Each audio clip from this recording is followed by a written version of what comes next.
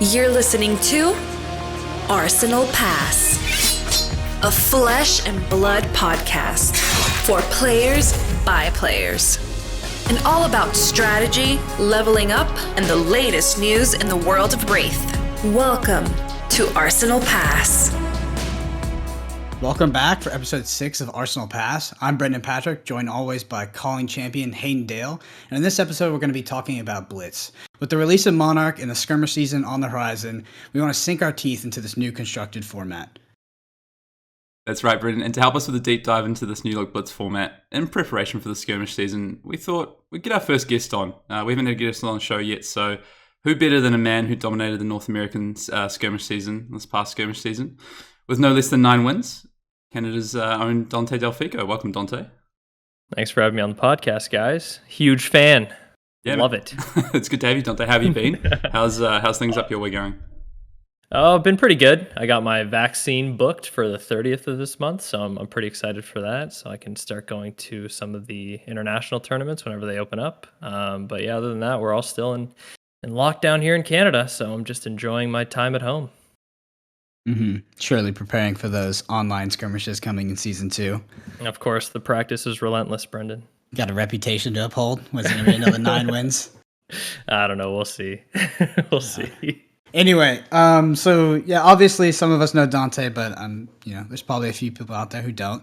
So Dante, why don't you tell us a little bit about yourself? How did you get into Flesh and Blood? What hooked you? You played a lot of skirmishes, right? So what motivated you to do that? And obviously, after that, of course, you were the first player outside of New Zealand and Australia to hit 1K XP. So just bring us into that process as well. Sure, yeah. So I'm Dante. I'm just a regular guy that plays Flesh and Blood. Nothing really special about me, to be honest with you. But I found out about the game through a friend of mine. His name is Demos. He actually lived in New Zealand for about a year. And while he was in New Zealand, he sent me a text and he basically said, I have a fun new game that we have to try when I get back to Canada. So I hadn't played card games in a million years. I used to play Yu-Gi-Oh! When I was in high school. So it had been a really long time. I hadn't been to a local game store in forever. So I didn't even remember what that world was like. But Demos came back from New Zealand once the pandemic started, and we played a game of Flesh and Blood at the dinner table. And I just thought it was so much fun. So I kept playing, and Demos and I found a local game store that had the game in Canada before it was actually released. Called Gamers Lair. So we went there, we played some games, and we just had a blast. And from there, I guess your love for the game keeps growing and growing. So I started looking into it more. I started building better decks, buying more cards when Welcome to Rathe Unlimited was released in Canada. Started playing online because I found out about Discord servers, like the main Discord and the Fab Canada Discord server. Started playing tournaments, doing well in those tournaments, and just having a blast with the game overall. Then I found out about the leaderboards, and once I found out about the leaderboards, it wasn't even, a lot of people think that the reason that people grind so hard is because they see, there's a gold foil at the end of the road if you hit 1,000 first on the leaderboards. But the gold foil is never really what motivated me. It was just like the number that motivated me. Hitting 1,000 just seemed really cool. It was never, okay, like, let's get the gold foil. Like, I want this, I got a gold foil Mask of Momentum. But it was never the Mask of Momentum that drove me. It was, I just want to see that number increase and see my name at the top, basically. So I was playing in online armory events and just any tournament that I could get into, basically, whether it was in Europe, Canada.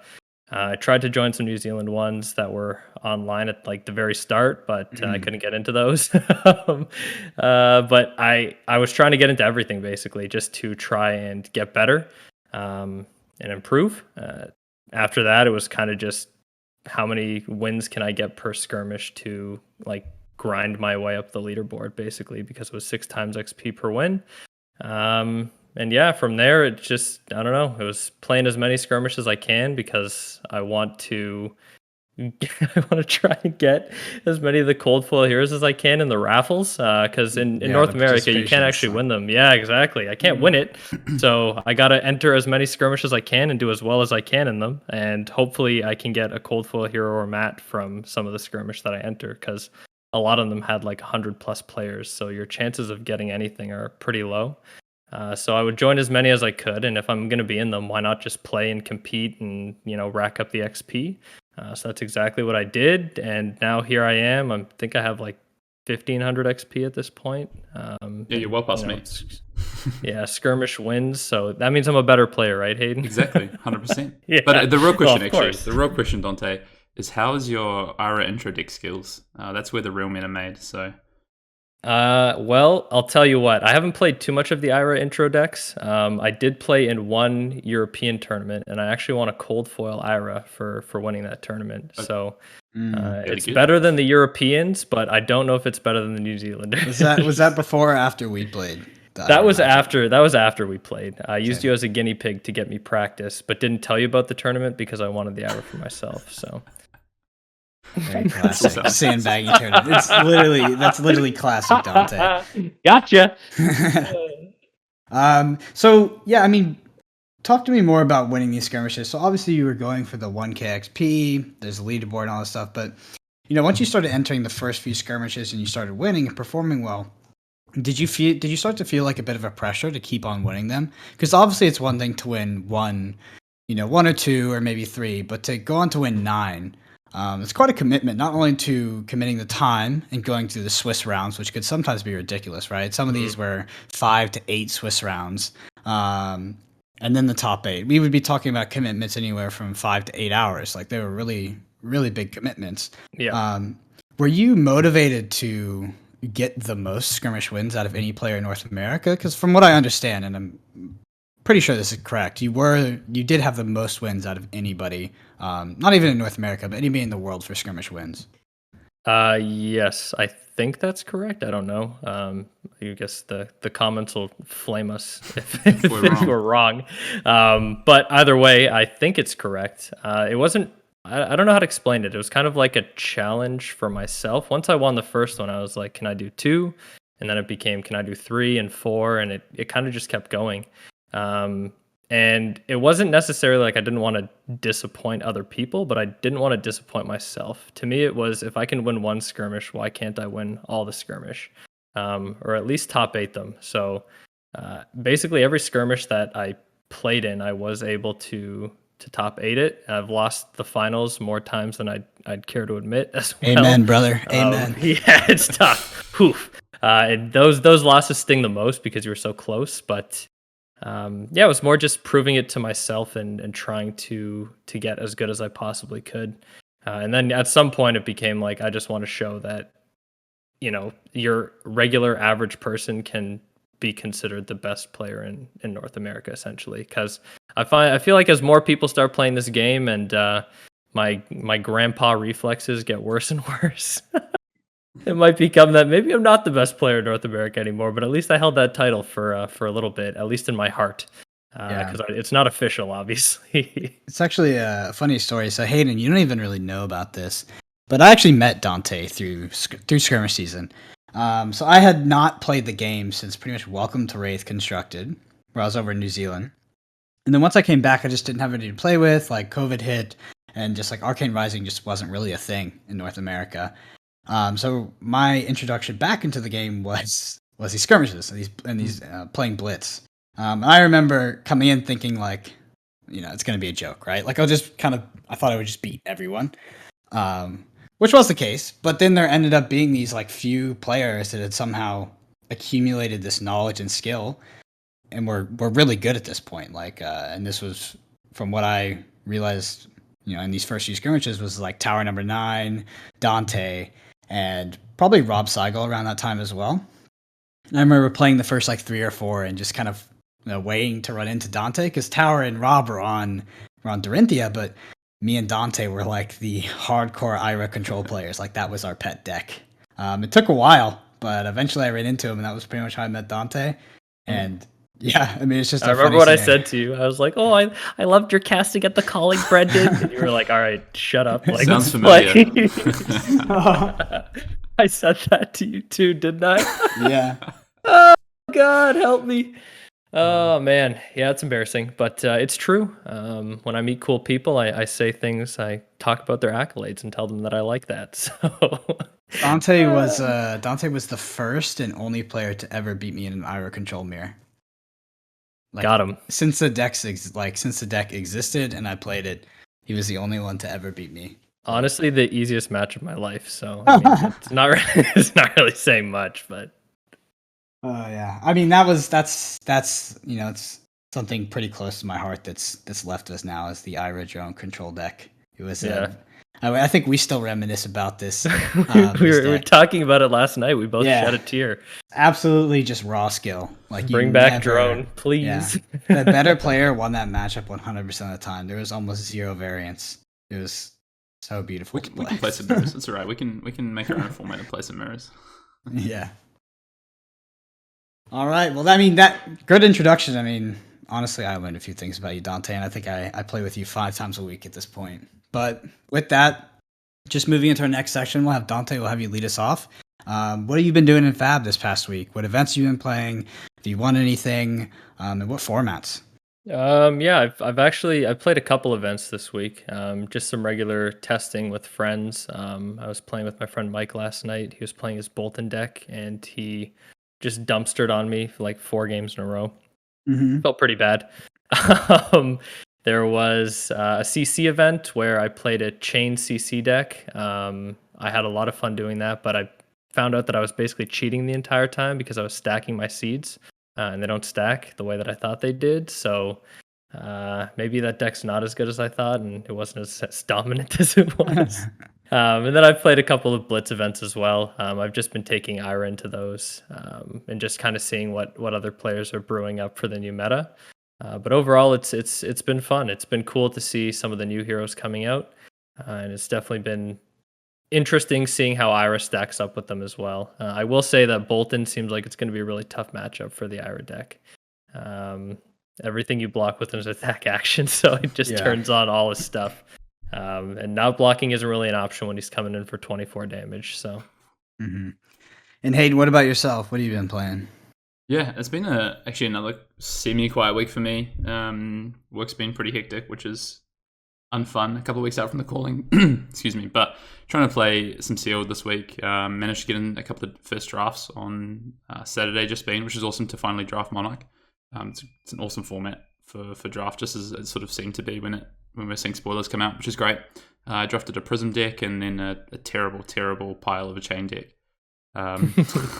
So some learnings to take into our drafts this week, I think. What about you, Brendan? Yeah, what have you been playing this week? This week's been pretty quiet for me outside of playtesting. I keep my playtesting pretty rigorous, so I'm always getting the reps in. But in terms of actual events, I think I only played one. That was last weekend. I played a locals Blitz event, and I brought Dorinthia because I have no personality and I like to make people unhappy. And no, but I just wanted to see how it was kind of lining up, especially against Prism. I expected a heavy Prism. Sorry, I'm not a people to be playing Prism. I expected there to be a lot of them, so I just threw in 2 Command and Conquers and ran the standard list. And yeah, it was nice. I mean, it was nice for a locals event because I basically finished all my matches in about 5 minutes, and then I was able to cruise home. But did end up classic. Yeah, did end up going 4-0 and did end up playing Ira in the finals. But of course, I don't think that's a testament to the strength of the Monarch heroes. I think that's more of a testament to Dorinthia being an extremely tuned deck at this point, and Ira just being a big fat bully who plays flick flack. Yep. Brendan, I forgot as well. I played 2 other games this week that I didn't mention, and I think is worth talking about. The second game is going to be up on Channel Fireball between me and Brennan playing some Sealed. The first game, however, is not, because I won that game, but Brennan decided to sabotage it by making a discrepancy in the life totals because he knew he was going to lose. So just for everyone out there, Brennan may have won the second game, but the first game, the real game, was actually won by me. So that sounds very Brendan to me, exactly. So I believe it. I mean, on it, yeah. Basically, I'm a calling champion now. So right? Yeah, no big deal. This guy. Well, with that, Hayden, why don't you take us into the news? Yeah, definitely. So, as I said, we're talking about Blitz today, and the Skirmish Season 2 kicks off in just 2 weeks. The first weekend of events have been delayed in New Zealand and Australia due to stock issues, I believe. But I know right here in Australia and in New Zealand as well, there's some skirmish events coming up next weekend. So that's pretty exciting. I think a lot of those for the first week are sealed. And then I know as we move into June, we're seeing a lot of Blitz Skirmish events kick off around the same time as the callings. Brendan, Dante, when are your first skirmish events coming up? Yeah, so, taking a look at my calendar here, so our first, I think it's June 5th. Yeah, is June that right, 5th. Dante? Yep, Yeah, it's going to be that's Lucky Gaming, and I have a locals on that night as well. But so starting June 5th, and then pretty much every weekend going out from that. Pretty important to mention that if you're playing North America, or honestly, if you're just playing internationally, so outside of Australia and New Zealand, a lot of the skirmishes are not online. So a lot of the US skirmishes are in person, and then the ones that are online are actually geo-locked in a lot of cases. So so far, there's only been about 5 that I've been able to get into, 4 or 5, and then. Well, yeah, I mean, last. So if we talk about skirmish season 1, there were like 20. It's ridiculous, but Probably spent like $1,000 in skirmish entry fees for last season. It was insane. yeah, if you want to play skirmish online in season 2, as well, it's like super important to be on that master sheet that we have in the Discord, because they sell out in less than 5 to 8 hours. It's a part-time job joining these skirmishes. It's crazy. Yeah, definitely. Well, as well with that, so the season runs till June 27th for those that haven't seen. And if you go to fabtcg.com, you can check the events locator page and you can find all of the in-person events there, as Brendan said. And if you're looking for the online ones, then check out the Fab Discord and find the master sheet there. But if not, check out fabtcg.com and look at the events locator for where events are near you. There's a handy little proximity sort of locator, which is nice. You can see where events are. And with that as well, so June 5th, as Brendan said, when Skirmish kicks off for him and Dante. But also we've got the callings kicking off that weekend in Auckland. Mm-hmm. And I know Melbourne the week following, and both of you might have a bit of sort of exciting news surrounding the Melbourne calling, if you're able to share that with us. So apparently, I've been eagerly asking if it's shareable or not, and I do not know yet. So it seems like there's just a little bit of bureaucratic things that are being lined out, or kind of fleshed out at this point. But right now, we can't make the official statement. But I will say that there is something exciting brewing for the Calling Melbourne that me and Dante will be a part of. Mm-hmm. Well, watch the space then. I'm sure maybe next week we'll be able to. The guys will be able to share a bit more info. Surely by next week. Sure. Yeah, but also, like Hayden mentioned earlier, just want to mention some of the CFB videos that me and that Hayden and I have been putting up. We've been playing Monarch Sealed.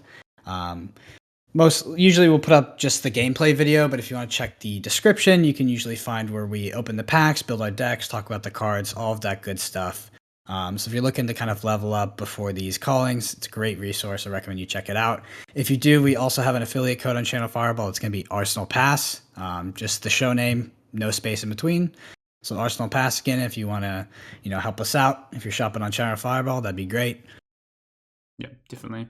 And Dante, do you have anything you'd like to plug before we hit the main topic of the pod this week? Yeah, just one thing. As you guys probably know, not Hayden. Jeez. Okay, I wish. No, I'm just kidding. Brendan and I host the Gauntlet, which is a weekly tournament. We host it every Saturday. It used to be Mondays, but we changed it to Saturdays after skirmish season. But we host it every Saturday. It's at 8:00 p.m. Eastern time. The signups can be found. We'll link it in the description below for you guys. But if you were interested in signing up and playing in a competitive tournament that it's streamed and everything like that, so you can rewatch your games if you're on the stream table for any of your games, I think it's a great place to learn about the new meta and just test decks, test new decks, test old decks, and see how they fare, and just get better as a player. I think it's a great place. So that would just be the Gauntlet Tournament. We advertise it quite a bit, so you've probably seen it around, or you've watched the stream or something like that. But it would be cool if you guys participate, and the link will be below. I'll have Hayden link it below so that everybody can join if they want to. Definitely easy done. And if you're on the Fab Discord, I believe you can find that event there as well. Is that right, guys? Yeah, that's correct. It's very easy. Probably easier than it should be. I don't know if everybody appreciates the pings. It's a great event. I've played in it once. Going to try and play it again time zone makes it a little bit difficult, but yeah, it's a fantastic event that you guys have got going on there. Cool, guys. Well, with that, we're going to move into actually a new section before we get into the main topic of the pod. Last week, we did ask listeners, if you had any questions you want to send in to us, and we've got a bit of a correspondence section as our first correspondence sent in. We might reworkshop that name, but we'll leave that for now. So it's time for the first correspondence section. Brendan, Dante, I've picked a question to read out from one of our listeners, and for those of you out there listening to the pod, if this isn't your question, don't fear, we'll be back again with this next week. So if you've got your questions, get them into arsenalpassfab@gmail.com. The email will be in the show notes, but it's just arsenalpassfab@gmail.com. Okay, so the question we have this week comes from Josh. I'm not exactly sure where Josh is from, but he says he was a heavily invested player that played MTG casually for a number of years, and then got out of it thinking he wouldn't really get back into card games. But here he is now with Fab, and he's loving it. So he says it alleviates many of the gripes he had with MTG, and that's not his question, of course. But Josh also gives a bit of a shout out to say some of the things he's learned from us from listening to the pod, which is nice to hear, Josh. Great to hear that you're learning something from us. Now, Josh has a few questions. So sorry, Josh, I've just chosen one this week. Otherwise, we could be here, to be honest, for hours. These are great questions. So Dante, Brendan, Josh's question is, how do you change tempo? He says there are some games where it just feels like you're on the ropes every turn. How do you use your life as a resource to take a big hit and then swing back? Yeah, so I think we've talked about this before, that this could be an entire show in and of itself. But yeah, tempo is an interesting concept in Flesh and Blood. I remember it became most apparent to me back in Welcome to Rathe with mid-range ninja versus, which was, I guess, also mid-range warrior back then. It kind of felt like whoever got the edge would just kind of ride that to victory, which is that, I'm assuming that's what you mean when you say tempo, right? You kind of just get on the back ropes. Let's say you're facing Dorinthia, they're stacking the counters, and it's just like, even if I block with my whole hand, like they still come over, they can still, and it's just unrelenting pressure. Outside of the Dorinthia case, I think that the fundamental part of it is utilizing your life total as a resource, like you said, but also utilizing your armor and understanding when you're going to have that pivot turn, right? So when you're evaluating a 4-card hand or a 5-card hand, so you are taking, you're not blocking, I would say that not all 4-card hands are created the same, right? You're going to be looking out for key cards that can give you an advantage turning back. So let's say you're on Dorinthia as well, right? That hand that you draw, the Steelblade Supremacy, with the Glint the Quicksilver, or with the Twinning Blade, that's the one where you're going to want to tank that damage, come back, and establish dominance on your own turn. Get that counter, get that draw, have an arsenal going into your next turn. But that's more of a niche scenario. Hayden, why don't you talk to us a little bit about, just give me kind of a macro view of it, because it's hard to break down. It's hard to know that exact point. That exact turning point, and it's very context heavy, right? Yeah, it definitely is. So I think one of the key things, and just taking it, I guess, like a first step, is if you're on the back, finding yourself on the back foot and finding that you're having to defend out turns, that's not the worst. It's not the worst scenario you can be in, right? But what you need to identify, as Brendan said, is that the pivot turn, the turn where you want to try and go for it, the turn where you want to try and turn it around, and that's when you want to use your life total as the resource. So earlier on, when say they're ahead, maybe they have a counter on a Dawnblade, for instance, or they're just able to play out their 4 or 5 card hands every turn and keep you on pressure. If you're throwing average cards at their good cards to protect your life total, maybe they leak 1 or 2 damage here or there, but overall you're starting to trade your bad cards for their good cards, or your average cards for their good cards. Eventually, once you find your 4 or 5 cards that you're looking for, maybe you get the right piece into your arsenal, and then eventually you draw into 3 or 4 cards that can really turn the corner. That's when you can then try and take the damage. Sometimes it depends on what the opponent's doing. Some turns you just they've just got their best turn in the game yet, and you can't really afford to be taking the damage. And that's kind of another piece, is you have to identify the weaker turn for your opponent. So you take that, and then you're ready to come back and you try and push through. And yeah, your opponent might be able to block out the turn with their whole hand, but then you've taken their whole hand, and you're coming back on your turn with your hand. And it's about trying to find the best 4 or 5 card hand. As Brendan says, not all of them are created equal, right? So you want to find the 4 or 5 card hand in that particular matchup that's going to push through and allow you to turn the corner. So it's not an easy thing to do. It's something that you have to practice at. But I think often what I see with people trying to take the tempo, so to speak, is they'll start just trying to leak a bit of damage and come back with 2-card hands or 3-card hands to try and push to sort of swing tempo that way. And that doesn't really work because your opponent can then either afford to take that damage and just come back with more, or they can afford to just throw 1 or 2 bad cards from their hand and keep 3 of their best cards and sort of keep the equilibrium sort of tilted their way. So you have to be able to shift it completely, and that really comes from basically 4 or 5 card hands is the sort of key there. Dante, do you have anything to add to that? Do you agree, disagree? No, I completely agree with both your points. I like Brendan's point about the armor. I think that saving your armor until you hit that turn where you have to, swing the momentum back into your favor, keeping your armor up for that point is really helpful and important because it just makes it so that you're able to take more damage on your turn by blocking out the majority of their damage with your armor rather than tanking it with your life, basically. So it keeps you at a healthier life total and allows you to swing the momentum. It just makes it easier that way. The other thing is that knowing your deck and knowing, I wouldn't say knowing your opponent's deck, but kind of knowing the meta and what a general deck that your opponent's running would look like. So for example, like what a regular Dorinthia deck looks like, what a regular, Kano deck looks like, or something along those lines. If you have an idea of, if by looking through their graveyard and stuff, what cards, what threats they have left, and knowing what you have left in your deck, you can make, the best decision possible in terms of when you want to be swinging that tempo, when's the best time to do it. But it takes a lot of practice, to be honest with you. It's probably one of the harder things to learn in the game.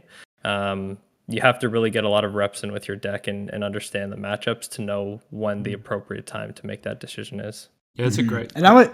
Oh, I was just going to say, Brendan, I think I want to add one thing to that because I think that's a fantastic point that Dante makes. There's another piece to it which you can go a step further with, if you know your deck, if you know the meta to even some degree. But this is one where even if you don't necessarily know exactly what your opponent's playing, if you wait until the second cycle of the game, so when both players or at least yourself have cycled through your deck, then you know what's coming up, right? You know what your opponent's pitch, you know what you've pitched, you know how your next few turns are going to line up into your opponent's turns, and that's where you can, with a lot more certainty, know that you can swing the tempo of a game, especially if you've managed to set your deck up a lot better than your opponent's, for instance. Yeah, and I was just going to say, we can kind of talk about a quick example outside of just the philosophical sense, right? So we have Dante on the pod, and Dante is sort of an infamous IRA player, obviously off the drone control list, so now onto the more mid-range aggressive list. So Dante, you obviously face a lot of Dorinthias, and that is a very tempo-based matchup, especially when you're the IRA, right? They stack up the counters, they just unrelenting pressure. So as IRA, how do you turn the corner against the Dorinthia player, especially when they have all that armor? What are you looking for? I mean, I'm assuming it has something to do with Snapdragon Scalers, effective blocks like Flick Flack and the Arsenal, things like this. Yeah. The general strategy against Dorinthia is usually just to, at the beginning of the game, you're mostly blocking and trying to chip in as much damage as you can, basically, while trying to keep counters off their sword. Obviously, against any Dorinthia, whether it's CC, Blitz, doesn't matter. You want to keep counters off the Dawnblade as much as possible because it gets extremely difficult to block the more counters it has on it. At the beginning of the game, my general game plan versus Dorinthia is just to chip in as much damage as I can with Kodachis or with the needle if I'm running it in that matchup, and just try and start to slowly whittle their life total down and get their armor.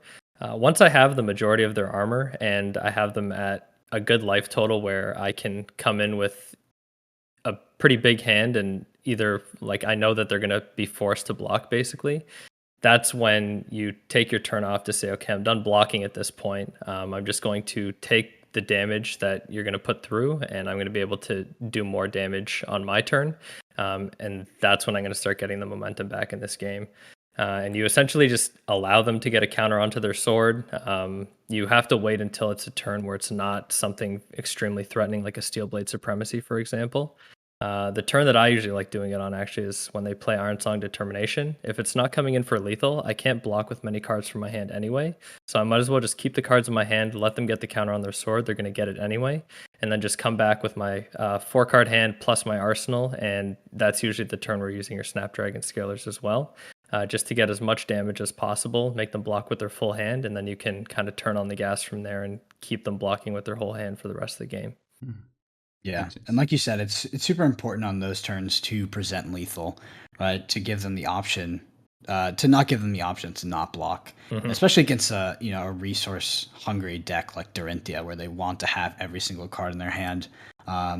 So yeah, being able to turn the corner, present lethal, make them block, get their armor in the early game, is going to help you change those tempo scenarios and swing the game in your favor. Yeah, any card that you can get out of a Dorinthia's hand is a good card. I tell this to a lot of new players who ask me how I'm successful in the matchup with Ira because they think it's the hardest matchup, and I used to think the same thing, to be honest. But a Dorinthia with a 5-card hand is probably the scariest thing that you can face in Flesh and Blood. The less cards that a Dorinthia has to play, the less scary their hand is. So if you see a Dorinthia with a 3-card hand, you can guess that the max amount of damage they're going to be able to do with that hand is probably 6 to 9 damage. It's not going to be anything crazy, so you're able to kind of judge how much damage you're going to be taking in the turn and understand what you need to block with in order to minimize the damage and be able to swing back. But the more cards you're able to get out of a Dorinthia's hand, the better it is for you. Like I said, a Dory with 5 cards is very scary. A Dory with less than 5 gets exponentially less scary the fewer cards they have in their hand. Absolutely. Cool. Well, I hope that answers your question, Josh, and I hope that's a bit of a nugget to take away for everyone anyway. I want to say as well for Brendan and Dante, I want to gauge your reaction here. Josh also left us with a possible name for the correspondence section, as I alluded to earlier. He's provided us with Sweat and Blood. Not bad. We might have to make this an open invite. Yeah, we might have to make this an open invite for the section. So email those name suggestions in too, and or leave them in the comments. Let us know what we should call the correspondence section. Should it be Sweat and Blood? I'm still waiting for something to call Command and Cookout and for it to be reasonable. This could be it. Could be the Command and Cookout section. All right, so we're going to move into the main topic of the pod. So this week I'm flipping it up a little bit rather than sort of Brendan dictating the questions. So we have, with me, 2 of the dominant forces in the Blitz Skirmish Season 1. Brendan with a number of top 8s, Dante with, he just said, I think, was it 7 wins? So, we've got some topics to cover in Blitz. We've got the new meta, Skirmishes coming up, and, Blitz isn't going anywhere. So since we have this resource at our disposal, I'm going to ask you guys some questions and get your viewpoint. And I might chip in a little bit, but I'm going to leave it mostly to you two. So I'm not sure if my sort of 5 top 8s in 1 win quite match up to Dante, so I might stay quiet. Okay, guys, so let's just get into it. So first, I want to know what you both think about the new Blitz format. Or what do you think of the Blitz format in general, and why it makes such an appealing sort of format for what LSS are doing with skirmishes. Maybe Dante, if you want to let us know what you think. Yeah, so I think that the Blitz format is just a fantastic way to get new players into the game. CC games take quite a long time, especially when players are unfamiliar with their decks or unfamiliar with what I guess other decks do. The CC games can drag on for an hour. I've seen games go like an hour and a half long. They do take some time. I think that Blitz is a fantastic way to get new players into the game because the games are very quick. It's easy to, put a deck together and just be able to play and get some quick games into to learn. Makes it good for skirmish season as well because it allows, shops to have full tournaments with top 8 rounds as well. And have it done within a timely manner. Whereas if that tournament was CC, it might have to be a 2-day tournament. So I think it's just great for the skirmish season. I think it's great for teaching new players, and Flesh and Blood is just a game that keeps on growing. So I think it's really good to get as many new players as you can in right now, and I think that Blitz is a great way to do that. Mm-hmm. And we just want to talk about raw logistics. Like it comes out of time. Like if you played in all-night skirmishes in season 1, especially in some of the early ones, they would take 6-8 hours, and this is like less than 10 rounds we're talking about. And these are supposed to be 30-minute rounds.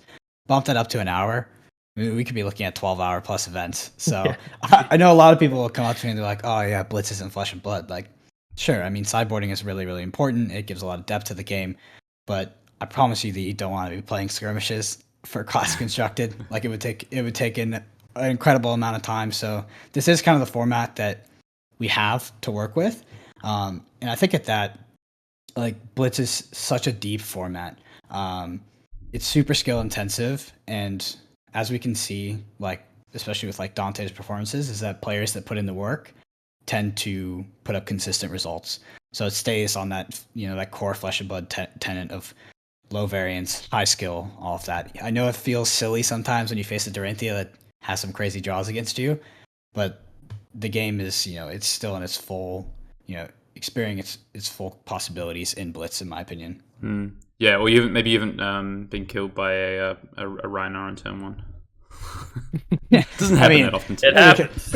I mean, to me, that's Kano who does that to me. It's not right. Yeah, that's true. Yeah, there's a few decks. Oh, well, that's actually a good kind of segue into the next question, which Brendan, you've kind of sort of brought us to. It says, what are some of the most important fundamentals of the Blitz format, and how do they differ from the fundamentals of Classic Constructed and Limited, or do they not differ at all?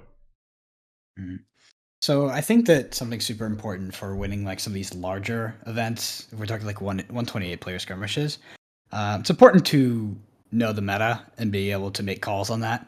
For instance, if we go back to early in Skirmish Season 1, Ira control mirrors were very, very popular. So you could side in something like Heron's Flight to combat that. It was very, very good in the mirror. Then after other people started playing Heron's Flight, you could play Whisper the Oracle, a non-attack action to stop the Heron's Flight. All these kind of mind games, right? Because that's really what's going to be able to propel you through Swiss. Because your main goal in a lot of these skirmishes is just to get to top 8. And it's relatively easy if you have the correct deck, the right knowledge of the meta, and you've just come prepared. I think, we've also seen this outside of just, Ira control. We see this in the current Ira iteration, running the double Razor, really good against Kano. Dorinthia plays the probably now 2 of Command and Conquer to deal with Prism, all kinds of stuff. Yep. I would say that I agree with that as well. I think that knowing the meta and specifically knowing your matchups is really important. Understanding the breakpoints in each matchup and knowing, what you're like, whatever hero you're playing. Let's say you're playing Dorinthia, knowing how you beat every other hero. So how do you beat Reiner as Dorinthia? How do you beat Ira as Dorinthia? How do you beat Kano as Dorinthia? Just understanding that and like knowing your deck and understanding your matchup, I think is really important to being able to win games. If you don't know the matchups very well, or you're not sure how to beat one hero and you're kind of just playing it the same way that you would play against another hero, sometimes that isn't enough, and it'll make it extremely difficult for you to win.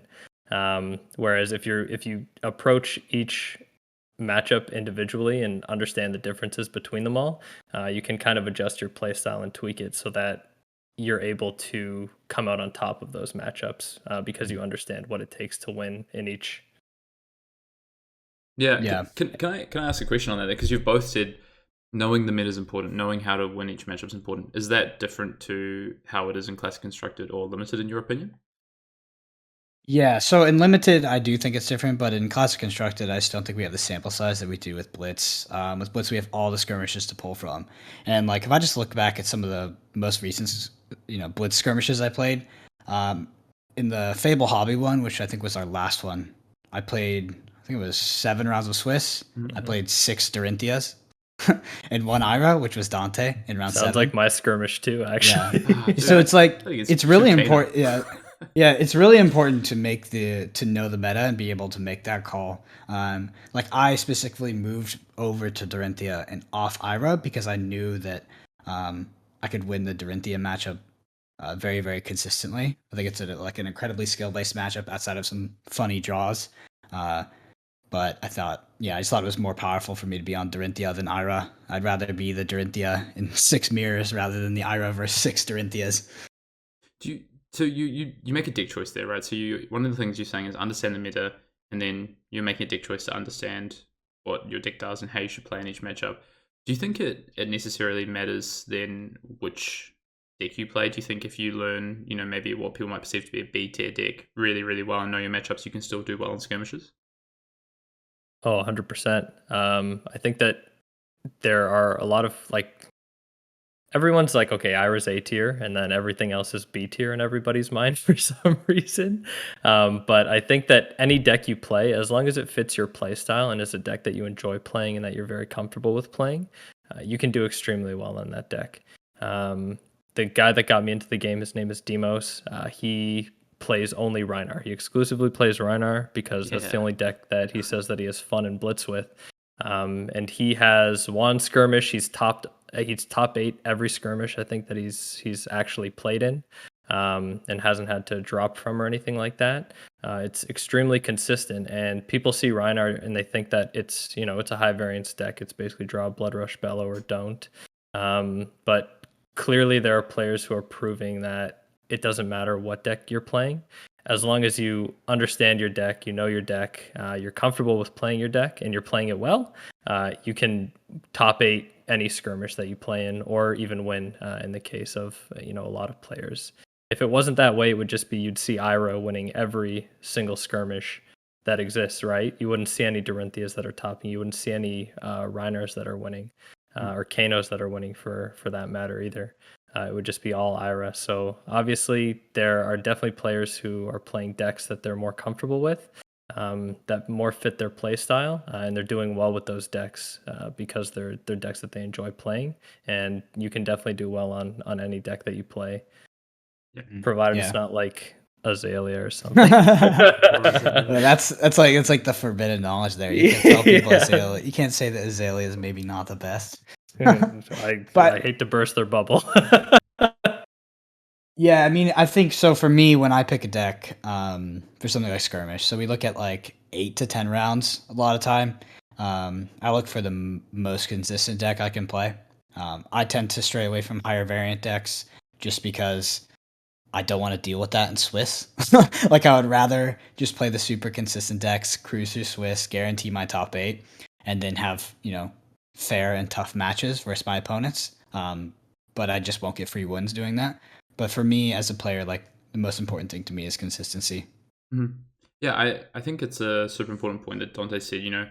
If it was kind of a loaded question because I super agree. I think if you know your hero well, you know the deck well, and you know the meta well, you can play almost anything. Sometimes there's pretty hostile metas towards certain hero or class or deck build that just won't quite work. But I think so. I played 5 different heroes across the skirmish season in the 8 or 9 skirmishes that I played, and was able to top most of them. I think if you know the deck and how it works and how to play the matchups, you can still win with almost anything as long as it's tuned well and you're still trying to target the matchups that you want to target. You can't just run in with a pile of bad cards and play really well. It's probably not going to work. But if you know how the deck's built and how you should play, then you can do well. And Brendan said consistency. He likes consistency. I think that's perfectly reasonable. I think most of the decks can be consistent if you build them that way. So yeah, that kind of takes on to the next question, actually. And I'm going to start with you, Dante, because I think, you kind of alluded to what you said about tier lists and people seeing Ira's top tier. Do you think there was a clear best deck at the sort of the close of the first skirmish season? And if so, what was it? A clear best deck? I'm not so sure, to be honest with you. As an Ira player, obviously, I'd like to say that Ira was the best deck, but I think that if it was the best deck, more people would have been on it. Close to the end of skirmish season, I think that the majority of players in North America, at least, I don't know how it was in New Zealand or Australia, but in Europe and North America, as far as I could tell, like everybody was on Dorinthia. Every skirmish that I played close to the end, it seemed like I was only facing Dorinthias. I never had the Ira mirror. I was playing against barely any Kanos or Rhinars. It seemed like it was a Dorinthia every round. So I think if it was like statistically, the top meta deck would have been Dorinthia at the end of the last skirmish season, just because it was the one that was played the most. But I think that probably Dorinthia, Ira were, let's say, tier 1, I guess, like the highest tier. After that was probably Kano and Rhinar. And Bravo probably after Drone. Yeah, Bravo after that. Yeah, I think, I don't know, I didn't see too many Bravos. That's the thing, you barely see any Bravo players. I'm going on like decks that I've seen, I guess. Decks that are good, there's a whole bunch of decks that are good. And then I think probably Viserai would end up being in like tier 3 because you saw Viserais, but you didn't see them very often. And that would be like the mid-range build, I'd say. But those are probably the 5 most played decks, with Bravo, sneaking in his way with Viserai there. But aside from that, you didn't really see much else, to be honest with you. Maybe like an aggro dash or something in there, but other than that, not really too much else. Mm-hmm. Yeah, the meta. I think this will continue, but the Blitz meta is somewhat constricted by a card called Flick Flack. Yep. It's pretty punishing to go wide strategies. That's why we've seen people favor either the mirror, the Ira mirror, or favor go tall decks, such as Dorinthia. Obviously, Reinar will disable your opponent's ability to interact with you. Kano does not interact with its opponent, pretty much as a fundamental concept. And Bravo still has a tough matchup versus Ira, but is also sort of going tall with the crippling crushes and all of these pummels and stuff like that. So I think that's kind of what drove us to the meta that we were at. It wasn't the power of Dorinthia, but it was more the power of Flick Flack over everything else. But with that said, I actually in terms of the best deck season 1, I was initially an Ira player. Then I played some Kano while I was on vacation, just a joke and to mess around. Those are the only cards I brought with me. And I was in Colorado for 3 weeks. So, but after that, when I came back, I switched off of Ira onto Dorinthia because I actually thought it was the best deck. I thought that as a Dorinthia player, you were super consistent to win the mirror if you were a better player, and that the Ira matchup was not so bad. Although, I definitely did I ever lose to an Ira? I think I lost once to Eugene or something. But he's a good player though, so yeah, for sure. Yeah, I thought that there's a big argument in the pre-Monarch meta of Ira or Dorinthia, right? Who has the 55%, who has the 45% in terms of the win rates. It's really just a matter of opinion. I believe that Dorinthia has the 55, but then Dante would obviously think that Ira has the higher chance there. No, believe it or not, I'm with you. I think Dorinthia has the 55 as well. I'm the only one that probably disagrees. I think Ira is slightly favored, but I think it all comes down to play style and how people know the matchups and stuff. It's so you're somewhere between I think 35 either way, depending on how players know the matchup and how they play. To be honest, that's kind of my opinion on this game in general. Is that no matchups really unwinnable? I don't think. I wanted to say I think for me, my kind of view is maybe slightly different in that I feel that a lot of decks are really viable, and it came down to the meta at the time. So, Brendan, you said about Flick Flack being, such a dominant force in the meta and a bit format defining in some ways. I think that's also because in the Skirmish Season 1, and I think we'll see this change a bit, to be honest, it's my feeling, is that people were just getting used to the game. So there's still so many new players coming in. So people were picking up decks and just committing to those decks to learn, and which I think is a great way to do it, to be honest, a great way to learn the game. Hone your craft on a certain hero. But that meant that we didn't see a lot of change in the format as we went along, or the meta. It kind of slowly changed, but it more changed with Dorinthia and Ira, sort of the decks changing, or Kano adapting, things like that.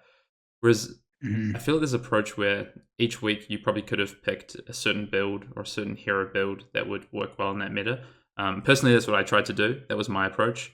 So towards the end, for instance, I was favoring Bravo because I felt that it had a good Ira matchup, or a reasonable Ira matchup and a reasonable Dorinthia matchup, which were the 2 most popular decks.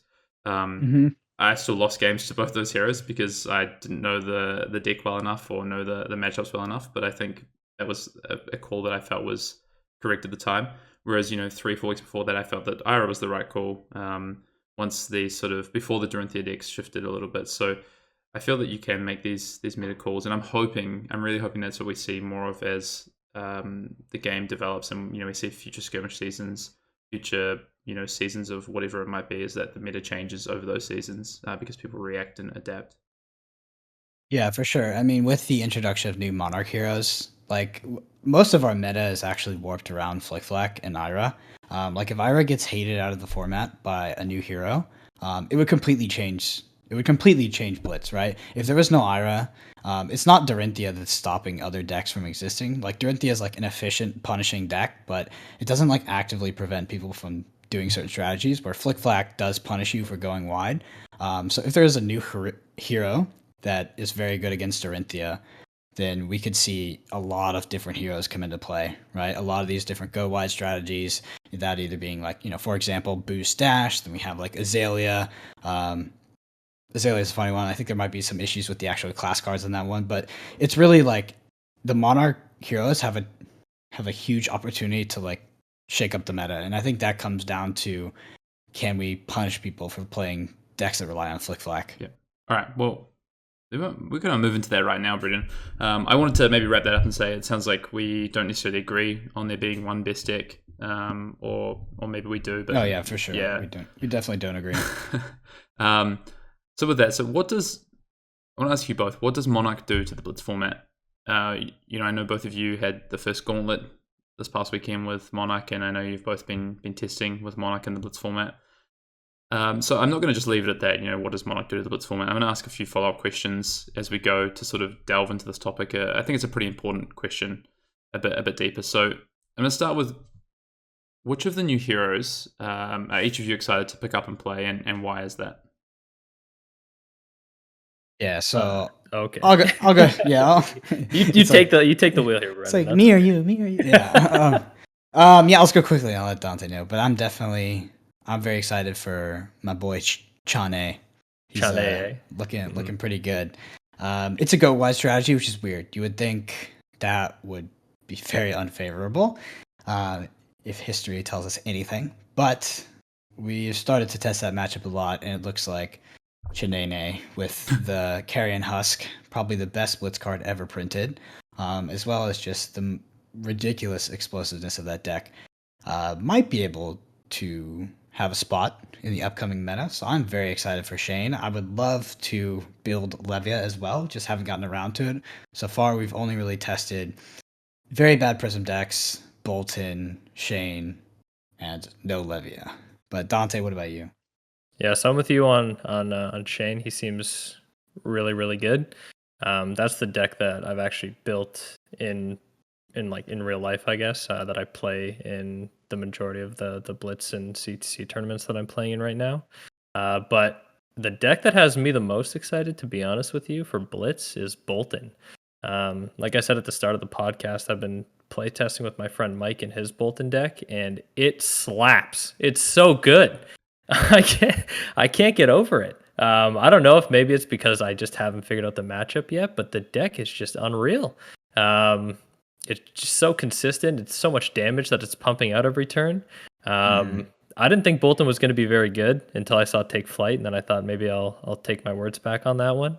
But when the cards first came out, I didn't think he was going to be good at all. Yeah, and, can I say something on that just publicly, just so everybody knows? So Dante had the gall to tell me in previous season, he's like, if Bolton is good, I will eat your sock. He was so confident that class was just so bad, because like we were trying to test it, we didn't have like Take Flight or like any of these like really powerful cards. He was just like, this class sucks. But I just want to make sure that's acknowledged. But it's crazy with Bolton too, because when I'm assuming you were playing Ira into that, is that correct? I was playing Chain and Ira into it, and both I was getting slapped around. It did not feel good. So another go wide strategy, like it's not a go tall, that's good against Ira. So, if we're seeing both Bolton and Shane able to pull off these go wide strategies and be successful against Ira, I mean, that would be a huge shift to the meta. Because if people switch off of Ira, a lot of these heroes in Welcome to Rathe and Arcane Rising come right back into the meta. Yep.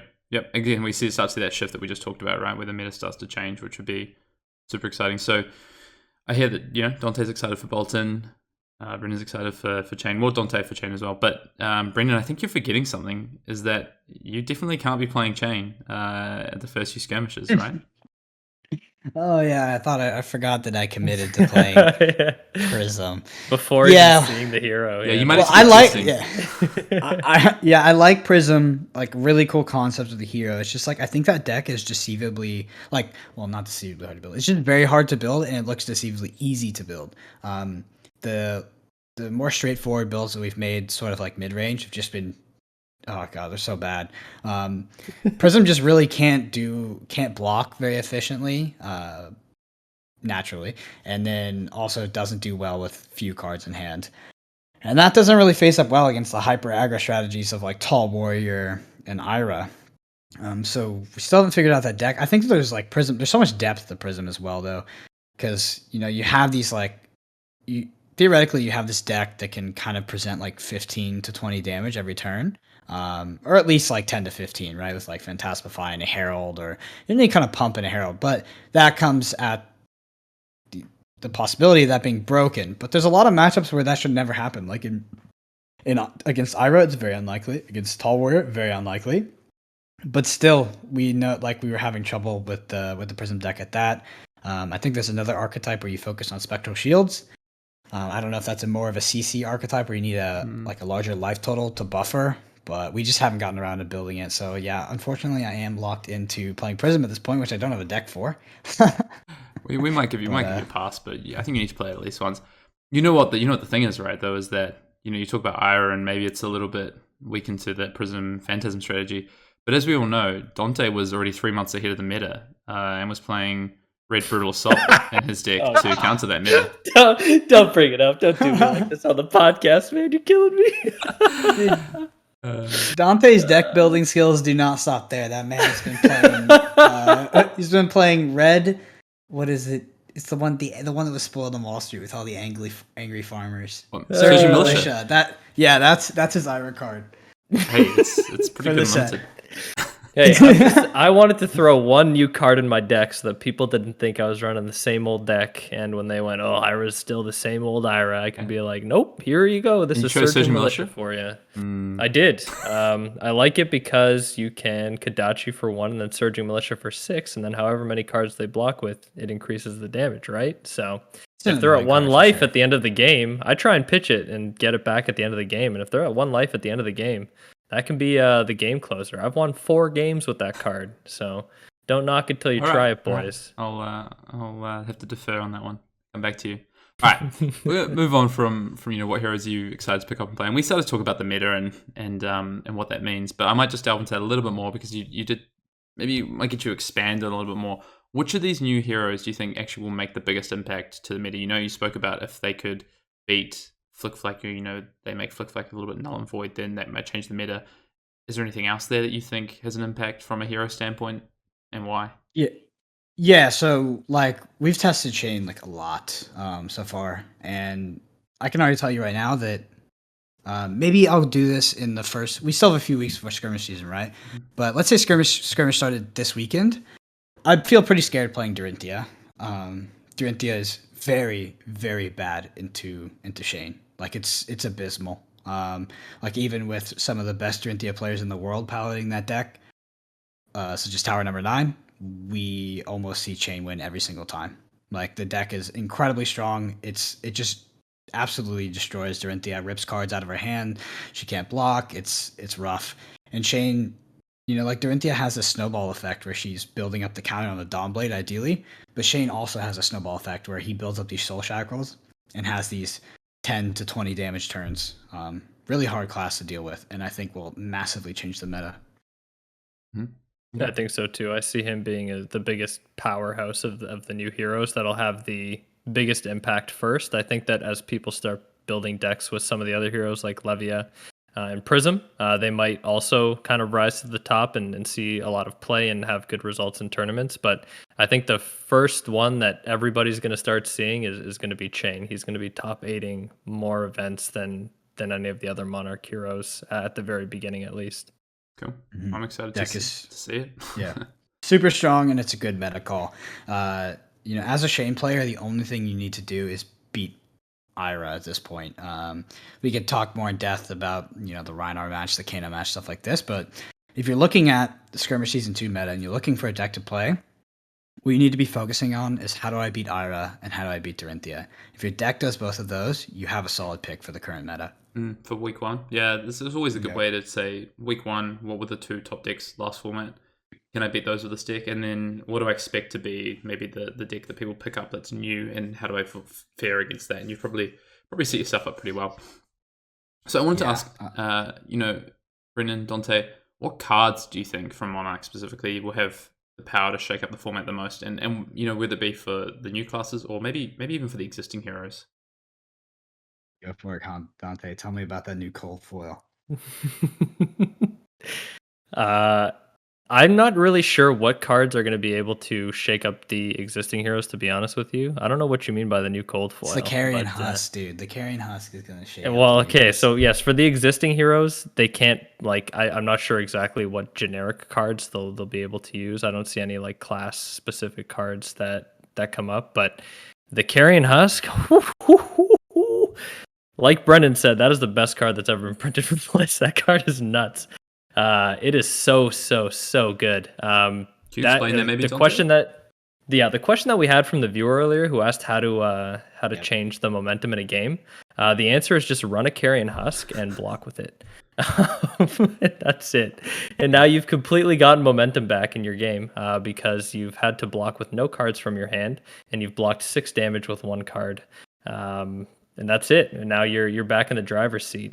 The card is just excellent. It's a good tempo swing, and it allows you to block out huge attacks without wasting a lot of cards from your hand on those turns where you want to be swinging tempo. Yep. From those that come from Magic the Gathering, it's pretty much like time walking your opponent. You block with the Carrion Husk, and they just take a turn off. Like, especially against Tall Warrior, man. Like, that is the best card. Like, that card is so good against Warrior. I think that Dorinthia has almost no hope of winning the matchup against the Carrion Husk. It's so hard to deal with. Because basically the chain just gets to go, okay, we play my game, right? I block out, I create my Soul Shackles. We play my game until the point that I decide that I'm going to block with my Carrion Husk. You're going to take a turn off, and then it's just going to be all gas, no brakes for the Shane player going forward. And Dorinthia can't deal with that damage. She can't. You can't come back. Like, like Irek does a lot on 2 cards, right? Dorinthia doesn't do anything on 2 cards. Okay. Yeah, no, it's good to hear. So Dante's excited about the Husk. I've got a card that I'm pretty excited about, but Brendan, maybe I'll let you share anything that you have first outside of the Husk. Yeah, so the Husk is obviously first and foremost. I have a little Husk altar in my room. I'm just getting ready to dominate Skirmish Season 2 with it. But there's a new card that couples well with an old card from Arcane Rising. It's called Shadow Puppetry.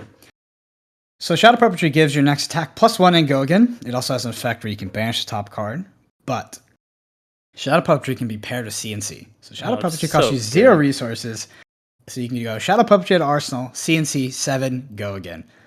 Ugh, who wants to do that? It's so juicy, dude. It's so hard to deal with. Like, that is just like, imagine being Ira but getting go again and also just not investing, like, invest barely anything, and there's a hit trigger on it past just destroying the Arsenal. Dude, it's a hard one to deal with right there. The other reason it's good, and I'm just looking it up now before I make a fool of myself on the podcast, is that I believe that Command and Conquer says defense reactions can't be played to Command and Conquer's chain link. So any attacks that you follow up on the same chain link, there's still no defense reactions that are allowed after you do your Shadow Puppetry CNC. It's crazy. It's so good. If they have any defense reactions in their hand, they basically, or in their arsenal, they can't block. Their whole turn is it's chain link, right? It's not the total chain, so it's just that single link from Command and Conquer. Oh, is that it? Yeah, Okay, so never mind. Yeah, I am just stupid. I did make a fool of myself on the podcast. Feels bad. you tried so hard that it just backfired a little bit. I saw chain link and I was like, oh, chain link. Yeah, you just think about chain at that point. Yeah, no, you're right. It is combat chain. I'm just a monkey. Feels bad. Hey, it's okay, Dante. It's a safe space.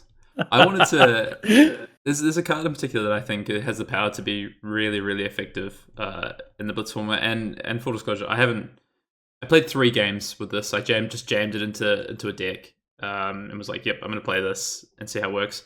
I did kill someone. I killed two opponents actually, but that's all I've played with. I haven't tested as much. That's Tear Limb from Limb. So if you're not familiar with Tear Limb from Limb, that's the brute card that can double the base attack of one of your brute attack actions. So that card has some serious power to, double some attacks. I managed to do it on a Predatory Assault to come in for 12 Dominate in one game. I did it to double my Savage Swing. Yeah, the 7 to 14 plus the 2 from Bloodrush Bellows on one turn as well. So I just jammed that into a Rhino deck and it seems to be pretty good. So that's a card I'm pretty excited about, and I think people can do some pretty nutty stuff with. Maybe with pulping in tow as well. I don't know, we'll have to see. Yeah, I got tear limb from limbed into pulping into I forgot what the last attack was. Didn't really matter. I was dead, so there's just nothing you could do. It was so good. Yeah. Yeah, it's nuts. I'm also really interested to see how the mentors shake up Blitz. Like, I don't know if they'll be impactful. They don't seem like it at first, but fetching up specialization cards is pretty good, especially if that card is going to be Steelblade Supremacy, it's Alpha Rampage, or it's, Sand Sketch Plan. There's like so many things, right? And you could play the Runeblade Mentor in Chain. So the biggest gripe I have with Shim right now is the deck, depending how you build it, is high variance, right? It really depends what you're ripping off the top of your deck. You haven't pitched this, it's totally random. And it can feel really bad sometimes if you're playing like a lot of non-blood deck cards, such as like Art of Wars, the CNCs like I talked about, and just a lot of other cards as well. But if you do have the Mentor, theoretically it reduces the variance on banishing Soul Reaping, which is probably the most feels bad thing you can do in Chain. There's like a significant difference in the way games feel versus the games that you play Soul Reaping and the games that you banish it and don't get to play it. Yeah. Card is very good. Yeah. I want to share one final card, and then just in the interest of, not making this a 2-hour podcast as much as I think there's some really awesome information that we're getting from Dante and Brennan here. We're going to start to rattle through some of the final questions. So I wanted to share Overload. Overload's a 0-cost dominate card, which I think is really interesting just for Flesh and Blood in general. Has the power to be paired with a lot of things either existing in certain decks or in Monarch or in Crucible that I think can do a lot of work. So I'm interested to see what happens with Overload, but I'm not sure if you guys are expecting me to say that card, but it's a card that I think has a lot of potential. I was not expecting it, but there's definitely a draft archetype that exists in Monarch where you play play a bunch of minnoisms and belittles and overloads with pumps. Whether that archetype is strong enough to be a blitz deck, I don't know what hero it's played in, but it's a possibility, right? Like, I mean, zero resources unblockable is not bad for 3 damage. All right, we're gonna move on from there to the next question. So we've talked this already, and I just want to see what your thoughts are. Do you think we'll see, I guess, a more evolving and changing format with more heroes and class options now? So I kind of alluded to this, but I didn't really get your opinion on it, Brendan and Dante. Or do you think that maybe just 1, 2, 3 decks establish themselves in this early skirmish meta, the Blitz meta, and kind of carry on from there until we get the next set or a different format or whatever it might be? You gonna take this one, Brendan? I'll let you take it. Sure, yeah. So I think that for the first couple skirmishes for the Blitz season, I think that, like I said, it's going to be Chain as the main hero that we're going to be seeing, and I don't think we're going to be seeing much of any of the other ones. I think as time goes on, though, that's when you'll start seeing some of the other heroes come out because people have more time to develop and test decks for them. I think Chain is the easiest to, I guess, build a deck with right now that can be consistent. And a lot of people have already started playing him in tournaments, whereas some of the other heroes, I think that their decks are a little bit more difficult to build or difficult to learn how to play. So it becomes a little bit tougher. And for that reason, I think that the meta will probably stay relatively similar to what it was pre-Monarch, but with Chain added in for the first couple skirmishes until things kind of start to settle, I suppose. And some of the other new heroes start to come into the spotlight. Yeah, so Flesh and Blood, like Skirmish and Blitz, is always just about this this little equation we use. It's like if deck beats X and Y, then it's the deck to play. And that just it's a dynamic equation, right? It changes. So Shane beats Ira and Dorinthia, or Shane is equal versus Ira but beats Dorinthia. Like, it's the deck to play. Like, if you just have a buy versus every Dorinthia, like, that's the deck to play. And if you have a reasonable matchup versus Ira, that's probably what you want to be on. But then now it's Shane and Ira. Okay, well, Kano beats Shane and Ira. Now it's Kano. And then, we just keep doing this, this circular kind of logic where we end up on these, there probably always will just be 2 to 4 dominant decks, but which decks those are, I think, is highly variable. Yeah. I think one thing that does throw what I see as a little bit of spare in the works, but I think it's getting a bit better now that players have had more time with these cards. Players have just spent more time playing Flesh and Blood. Is that certain decks in season 1 felt a lot easier to play than others. Ira is a great deck for beginners. It's a fairly, straightforward strategy. You can play at sort of 70% efficiency pretty easily. Getting to that 90, 100% is a lot harder, obviously. Whereas some decks, like a Kano or even, I found with Bravo, getting to, 50, 60% efficiency is difficult. So that's one thing I see with Flesh and Blood is that some decks are more complicated to play than others and quite significantly. But I think that sort of gap in players not wanting to play those decks and the meta not shifting as much will reduce as the game goes on, players to get into it more. 100% agree about that. Yep. All right, so I want to ask you guys as well. So if you had to call it now, how much of a true impact do you think that the 4 new heroes will really end up having on this Skirmish Season 2? Let's just use an example. Let's say it's the final weekend. We've had 100 events. On average, how many Monarch heroes do you think make the top 8 of each event? And then how many wins out of 100, say? Dante, you take this one. I don't want to eat a sock on this prediction. I think 2 out of the top 8 of almost every skirmish will be new Monarch heroes. Right. How many wins? I don't know. I can't predict that. That'd be tough to predict. But I think I think 2 out of the top 8 for the majority of the events will be new Monarch heroes, with the remaining top 8 being existing heroes. But I definitely think there's going to be a place for them, and I don't think it's going to be the same 2 Monarch heroes every single time. Nice, that's cool. Yeah, Brendan, what do you think? What's your sort of take? Your prediction? I think I'm going to be a butthead and dodge the question and answer with a more philosophical answer, and that's just like way to go. That's it. Yeah. I just think the deck building in this game is so hard, and that our collective community is so small that we just never have the most efficient deck ever at any point in time. So we're always subject to the format being broken and changed and all these variables that can come in. And as the community expands and more people play the game, man, I have no idea what it will look like, but I do think that having a whole entire expansion of card pool, new heroes, I think it's gonna have a massive impact. I think we're gonna see a lot. We're gonna see at least 1 or 2 of these heroes be a tier 1 deck. I have no doubt about that. Yep. I think I'd agree with both of you, to be honest. But I'll put my chips on Dante as well. I think probably average we're gonna have 2, maybe 2.5 Monarch heroes. I'm feeling it. I feel like people are pretty excited to play these heroes. I feel like there's been a lot of new players coming to the game with Monarch who want to pick up some of these new heroes, so I feel it's going to happen. We've kind of already talked about the next question a little bit in terms of any of the existing decks, heroes, classes get better or worse. We've talked about what that means for the format, but is there any heroes that maybe we saw a little bit less of in Season 1 that, because of how either of you expect the format to change a bit, the meta to change a bit with Chain and maybe Prism, get better, could be more of a contender in Season 2 of Blitz Skirmish? For sure. So we talked about it quite a few times. I think if Ira gets beat consistently by any new deck, that opens the floodgates for all other kinds of decks, right? As soon as Go Wide is not punished by Flick Flack, these mech decks come back in, these Azalea decks will come in. Kasai. Aggro Viscerai too.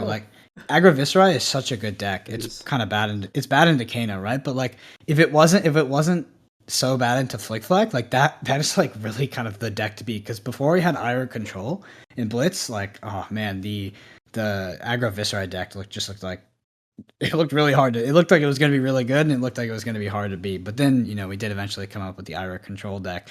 So yeah, I think that there is as soon as Ira gets knocked out, a bunch of these heroes come back. With that, I think we'll see a lot more Kano for that same reason. The skill floor of Kano is super high. If you don't believe me, go pick up Kano if you've never played him and see what your first 50 games feel like. They feel terrible. I've got some of Brendan's recorded. I'll share those. Yeah, they felt so bad. But just as players practice that hero and get better, we're going to see a lot of Kano, especially with some of these newer lists. Jason Long's list at the Calling kind of turtled a lot, and you always have the OTK package, which the new lists have the OTK package as well. But the format has become so fast with, previously Drone Ira becoming aggro mid-range Ira, and then Tall Warrior just becoming so popular that these Kano lists are just very aggressive, right? They run the red reverberates, and all that kind of stuff, and they're not blocking out, and so they're very explosive. And I think as players get more reps on that deck, it could become a lot more popular. Mm-hmm.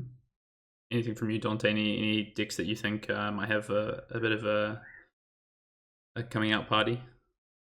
No, I think that like Brendan said, I think it's going to be whatever we see like as the meta develops. We'll find out what decks start doing well. But I think that for the first couple weeks, like I said, it's just going to be some of the same old, same old. I don't know if there's anything that really gets hurt, to be honest with you, but it'll take time to see what happens. I know that Dorinthia is not that great into chain, so if everybody's on chain, the Dory deck might get hurt, but I don't know. It's tough to say right now. I think that we have to go through a couple skirmish to be able to see what the meta looks like. Yeah, I'll tell you what, if Dorinthia becomes less played, I'm excited to play some Kano again. But I'll tell you what, if the Flick Flack is very minimal in the format, I will 100% be busting out the Plasma Barrel Shot and getting that mech aggro out there. I'll tell you what. I'm playing Kasai if Iris sucks. Yeah, oh man, Valiant Dynamo is like a it's very, so good. very exciting card as well. That card is so good in Kasai. Doesn't sound as fun as pumping the barrel and boom boom. You sound like a closet Azalea player. That's what you sound like. Imagine blocking with the same piece of armor 9 times in a game. It's pretty crazy. Doesn't sound as exciting for me, you know. All right, well, we'll see what happens as the format evolves and which heroes and decks maybe you get a spotlight on them. Are there certain cards from Welcome to Rathe, Arcane Rising, or Crucible that you think get a massive bump in consideration or playability with Monarch, either because they fit really well into some of the new heroes, or they just line up really well into some of the new heroes as maybe, the sort of quote-unquote hate cards or cards that are, can hurt those decks? For sure. There's a funny one, actually, and it's going to be like Raging Onslaught Yellow, the Welcome to Rathe common. People playing Dorinthia are going to be looking for 6 powers to put into their deck.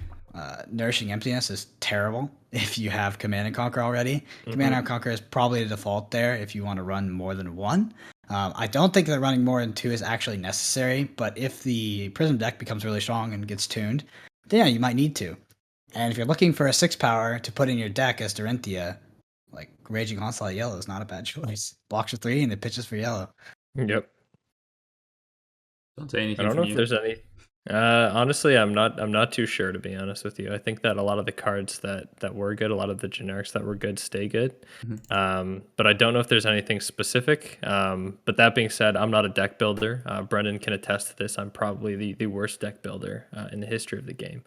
So knowing like what cards do well in what decks, it's pretty tough for me to say right now. I'd have to be able to like play and test it and see what ends up being good. All right. We'll take the cop out. There's a couple, I think. Well, he's not lying, if that makes you feel any better.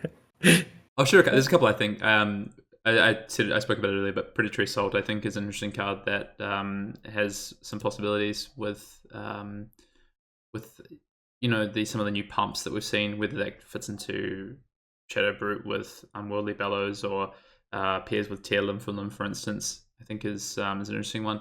I haven't tested much of the Blitz format yet, but a card that I was really excited about once we saw that there was a new Runeblade hero was Movering Skies. I don't know, you guys can probably maybe dispel that already. Oh yeah, no, so it's not Movering Skies, it's Meet and Greet is like. Okay. It's so Meet and Greet good. is so good. Yeah, it's like so tier 1. Like I mean, so like you, yeah. I'm sorry we forgot to mention that because we have tested that in and out. Yeah, like you'd look at this and you're like, wow, okay, this. Yeah, Shane's just really hard to deal with because he pings you with small amounts of arcane damage, and when you're first presented with arcane damage, you don't have any information on how wide he's going. So if you commit an entire card to blocking 1 arcane damage, it's really inefficient, and he could be presenting 15 to 20 physical damage. With that said, that makes people incentivized to not block it. If they don't, like you immediately think as the rune player, like, wow, what about like Consuming Volition, make them discard, Meet and Greet, Morven Skies, like all these cards are really, really good. But what we're finding in Shane as we test it more and more is that you want to stay consistent. So if you're going to put a card in there that doesn't have Blood Debt, it's just got to be super impactful, right? It's got to be on the level of like Shadow Puppetry CNC impactful. But meet and greet is absolutely disgusting. You'll ping them with an arcane, they like won't block it because it's a single arcane, right? They don't have any info. Then you come in with the meet and greet. The meet and greet comes in for 4. They need to commit 2 cards or like defense reaction or armor to stop the next rune chat from being created. Whew, that card is good. And it has go again if you hit them with the arcane too. Yes. It's just it's filthy. Well, that's good to hear because Runeblade's definitely one of my favorite classes, and I was sad that I couldn't get Viscerai to the level I wanted to construct it. But there's some cards that I really want to play with, like Meet and Greet. If I get to play with them, then I'm super excited. So that's cool. Mm-hmm. Okay, I think we'll move on to the last part before we wrap up, and it's finally, what heroes or hero will you be sleeving up in the first weekend of Skirmish? We kind of we know Brendan has to sleeve up Prism. Dante, what are you going to go for? Is it going to be Bolton? Is it going to be Chain? Are you going to go with your classic Ira? Where are you? I'm probably going to run Ira for one skirmish just to see what the meta's like and see how she fares against some of the other decks and the new builds that other players are bringing out. But then I'm probably just going to try a bunch of the different heroes out. I think that a really great way to test is to play in a tournament against a bunch of other players, see what cards work, what cards don't, and kind of just take either physical or mental notes while you're doing it. And that's the way that I tested a lot of decks before. So I think that's what I'm going to do now as well, is just bring a new deck and see how it does while I'm playing. And then after the tournament, make any modifications that are necessary, and then just bring it into the next tournament and try it out again. Awesome. And Brendan, if we do pass a dispensation for you to not have to play Prism, which deck will you play? So, yeah, I'm kind of a notorious flavor of the month player after switching to Dorinthia, I guess. But there's a lot that goes into that. So I don't see myself playing Dorinthia in Season 2, and it's mostly because of Shane. I think that Dorinthia just really struggles versus that deck. I think it's going to be very popular off the bat. I think people will realize its power level very quickly because the deck is easier to build and less punishing than some of these other decks like Prism, which seem to be a bit harder to build. So with that, I would actually probably be playing Shane myself or playing Ira. Mm-hmm. Okay. I'll tell you what, I don't know what I'll play. I really want to play Rhina with Talon from Limb to start with at least, or Levia, or maybe even Viscerai, maybe Mick. I don't know. I want to play everything, so we'll see what happens. I want to ask you two quick more questions as well, just for our listeners out there. What suggestion would you guys have for players picking up a deck to take into the fray for the first weekend of Skirmish? What do you think is a good starting point for this new format? Maybe for new players as well.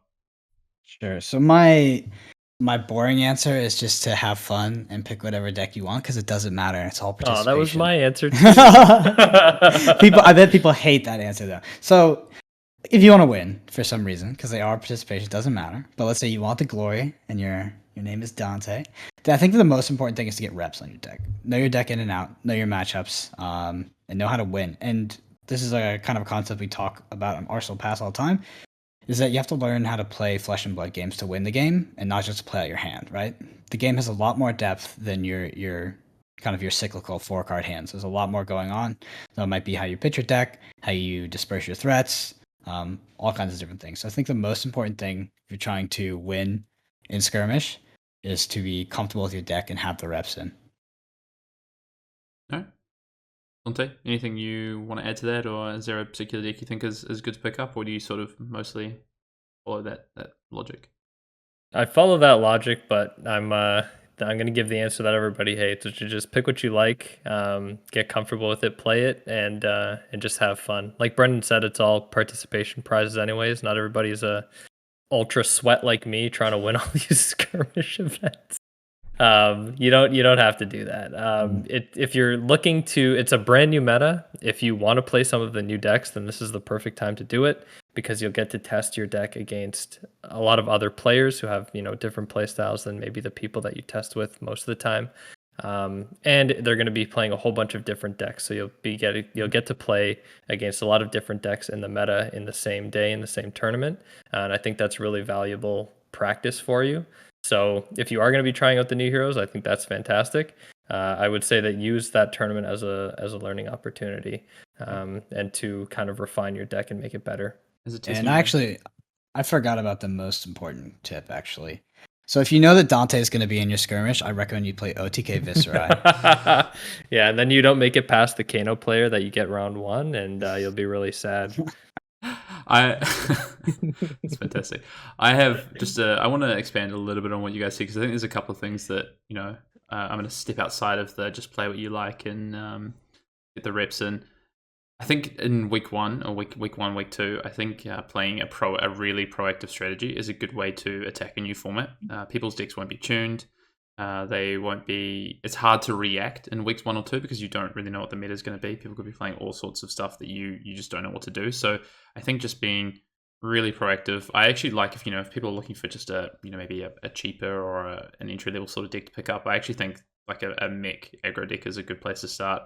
You might have a bit of a tougher time into some of the IRA matchups, but against a lot of the new decks and decks that are still figuring out what they want to do, you can just sort of punish them with these pretty big maximum velocity hands and boost hands. So I think that's that's my suggestion I give if people are looking for something where to start. Yeah, for sure. It is definitely a fun deck to play, just boosting your way to victory. So Exactly. I think that's a good recommendation as well. It fits all the things, get a few games in. You've got your reps. It's fun to play and it's proactive. So there you go. All right. Just lastly, you guys, any general tips for first-time skirmish players out there, whether it be online skirmishes or in-person skirmishes? Yeah, prepare for them to be way longer than you would expect. If you didn't play season 1, just like 30-minute rounds are deceiving. Those tournaments, I would budget 1 to 1.5 hours per round, leaning towards 1.5, and that's going to be more accurate. Yeah, try and learn from your losses, and I would say that a lot of the time, what I used to do, and Hayden can attest to this, is that whenever I play against a player that I think is better than me or that I know is better than me, I'll just drill them with questions after the game, and just ask them a whole bunch of stuff. And most players are nice enough to sit in like the room with you and just talk to you, I guess, and answer some of the questions that you have, especially if they know that you're a newer player. So I would take that as an opportunity. If somebody blows you out in like 3 turns, why not just sit there and have a chat with them for the rest of the round?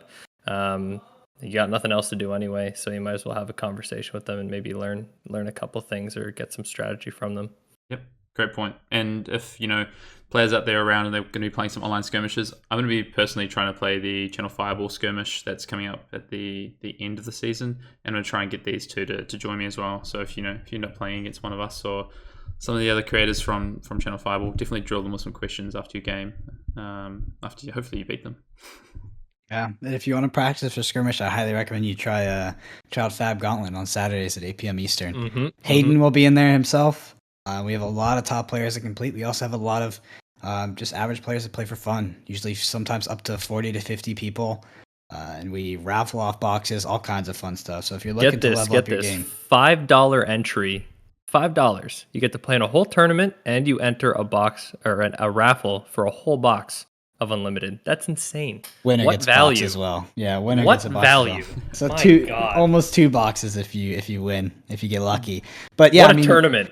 Yeah, tons of different skill levels to go up against there. So I think it's like the perfect way to practice before skirmish comes around. And yeah, I don't know if you enjoy having your game streamed, that could happen as well. Give a bit of fame, 5 minutes of fame. No, that's awesome, guys. And just closing out the pod today, Dante, I want to thank you for joining us, coming on and letting me drill you with some questions about Blitz. Good luck for the skirmish season. I know you're a formidable force to be reckoned with, so I'm sure we'll be seeing you at the top tables again.